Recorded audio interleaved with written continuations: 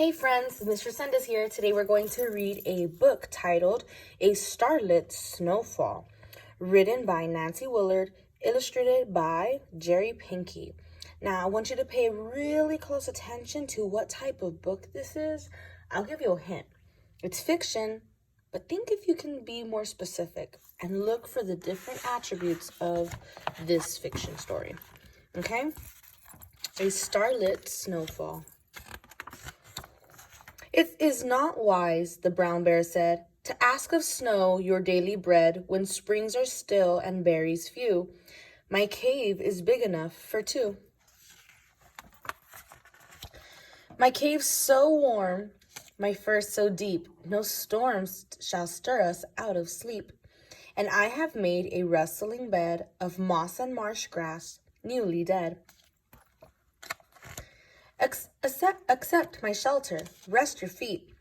We two shall snore through the hail and sleet, and lay aside both grass and sun, till hills go green and rivers run. The rabbit peeked in at the door, dry rushes carpeted the floor. The rabbit sighed, how ripe and sweet this patch of clover by my feet. The fields are broad, the hills are wide. A pity we should stay inside.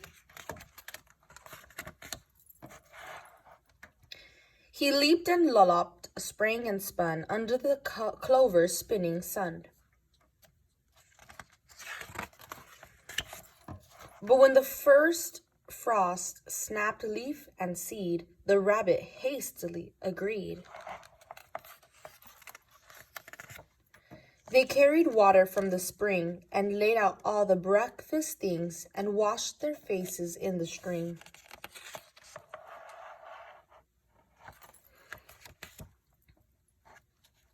And wished each other pleasant dreams. They closed the cave, shut out the light, folded their paws, and said goodnight.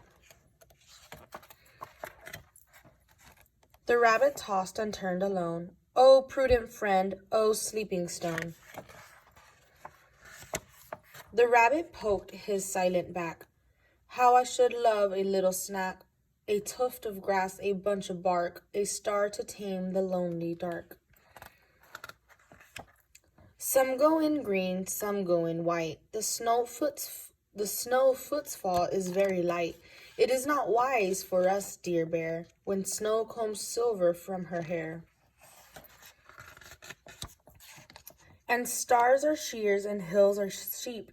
It will not do to fall asleep. How inconvenient to play dead. The rabbit found the door and sped.